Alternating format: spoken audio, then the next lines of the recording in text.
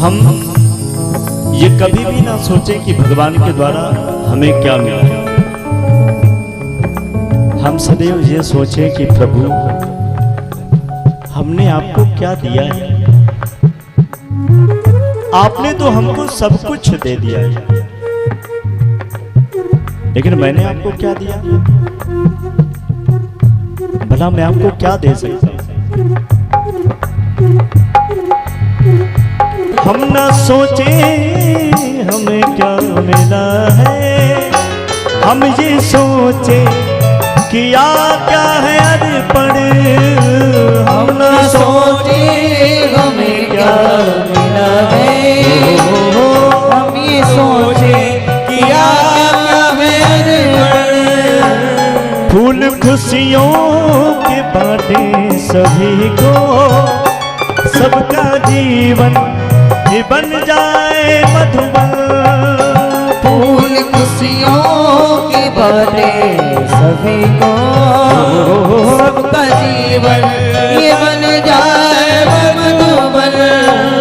अपनी करुणा को जब तू बहारे, कर दे पावन हर एक मन का कोना। हम चलने के रास्ते पे हमसे भूल कर भी कोई भूल हो।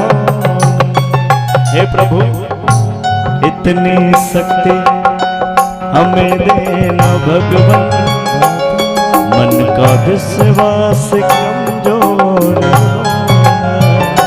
इतनी शक्ति हमें देना भगवान, मन का विश्वास कमजोर होना।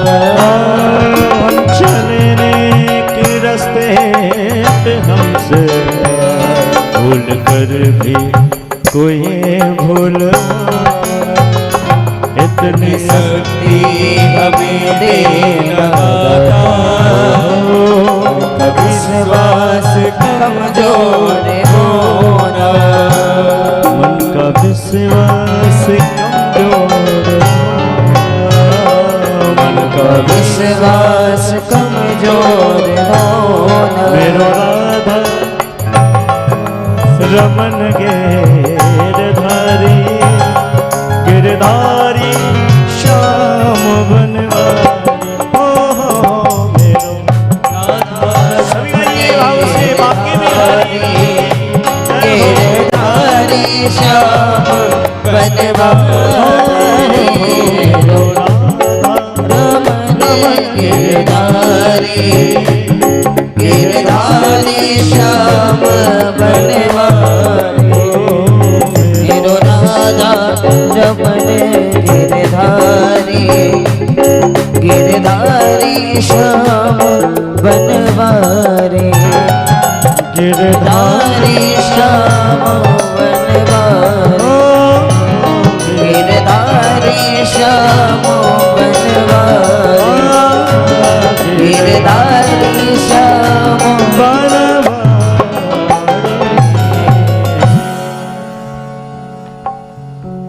बोले श्रीमन्नारायण भगवान की जय हो। जय जय श्री राधे श्याम।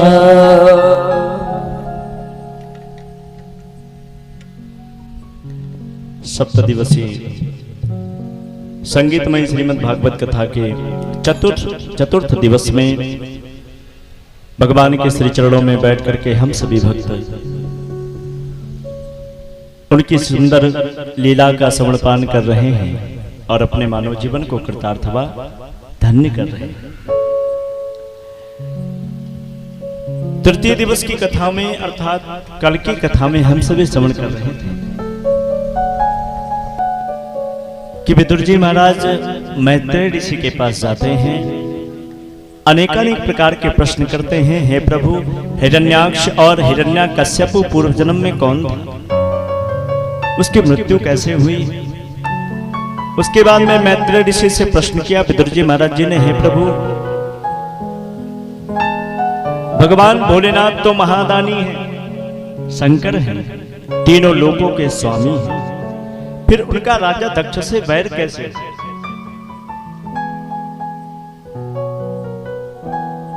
अनेकानेक प्रकार के प्रश्न करके विदुर जी महाराज मैत्रेय ऋषि के मुखारविंद से भगवान की मंगलमयी कथा को श्रवण करके अपने मानव जीवन को धन्य करते हैं, कृतार्थ करते हैं। विदुर जी मैत्रेय ऋषि से मिलने के पहले उद्धव जी महाराज जी से मिलने के लिए पहुंचे। उद्धव जी जो भगवान श्री कृष्ण के परम मित्र, परम सखा और परम भक्त हैं, उद्धव जी के पास जाकर के विदुर जी ने चरणों में प्रणाम करते हुए कहा, प्रभु आप तो भगवान के परम मित्र हो, उनके सखा हो, कृपया उनकी कुछ लीलाओं को हमें श्रवण कराइए। मैं भगवान की कथा सुनने के लिए आपके चरणों में आया हूं। विदुर जी ने उद्धव जी से पूछा, है प्रभु, भगवान श्री कृष्ण जब पृथ्वी लोक को छोड़ करके गोलोक धाम जा रहे थे, तब मैंने सुना है कि आप उनके ही साथ थे। क्या भगवान ने आपको अपने साथ ले जाने की बात नहीं कही क्या? इतना सुनकर के उद्धव जी महाराज के आंखों से अश्रु बहने लगा। कुछ देर के बाद में उद्धव जी ने कहा कि प्रभु के साथ चलने के लिए मैं बिल्कुल तैयार था, किंतु भगवान ने कहा, हे उद्धव, तुम मेरे परम मित्र हो, मेरे सखा हो, मेरी प्रत्येक लीलाओं को तुम जानते हो, इसलिए पृथ्वी पर रह करके तुम मेरी लीला का गान करना, मेरी कथा का गान करना। तो भगवान का भजन करने के लिए, भगवान की कथा का गान करने के लिए मैं पृथ्वी पर रुक गया। उसके बाद में भगवान भोलेनाथ के विवाह उत्सव को आप सभी ने बड़े ही मंगल के साथ में, बहुत ही आनंद के साथ में सब ने मनाया। क्यों? आज की कथा हम सभी प्रियव्रत चरित्र, मनु महाराज, उनकी पत्नी शत्रुपा, पुत्र 2 प्रियव्रत, उत्तानपाद, 3 पुत्रियां देवहूति, आहुति और प्रसूति। तो उत्तानपाद के चरित्र को आप कल की कथा में श्रवण कर चुके हैं। उत्तानपाद पत्नी का नाम सुनीति, दूसरा विवाह पत्नी सुरुचि, पुत्र सुनीति के पुत्र के रूप में भगवान के परम भक्त ध्रुव का जन्म हुआ और सुरुचि के गर्भ से उत्तम नाम के बालक का जन्म हुआ। भक्त ध्रुव ने कठोर तप किया, भगवान प्रकट भय, भगवान ने वरदान दिया, मेरे परम धाम आने का सौभाग्य प्राप्त होगा तुमको। तो ध्रुव का अर्थ ही वैकुंठ होता है, ध्यान देना, ध्रुव का अर्थ ही वैकुंठ होता है और वैकुंठ में जाने का सौभाग्य प्राप्त हो गया भक्त ध्रुव को। आज प्रियव्रत जी के चरित्र के साथ में इस कथा का शुभारंभ करें। बोलिए प्रियव्रत जी महाराज की जय हो। प्रियव्रतो भागवत आत्मा रामः कथम मुने ग्रह्यर्मत्यनमूलः कर्मबन्धः परभवः। संतों की मंडली के मध्य विराजित राजा परीक्षित को लक्ष्य करके श्री सुखदेव जी महाराज हम सभी को भगवान की मंगलमयी कथा को सुना रहे हैं। परीक्षित जी महाराज जी ने श्री सुखदेव जी महाराज जी से पूछा, है प्रभु, परम भागवत आत्मनिरत प्रियव्रत जी महाराज घर में कैसे निवास करते थे? सुखदेव जी ने पूछा, क्यों? प्रियव्रत जी महाराज घर में नहीं रह सकते क्या?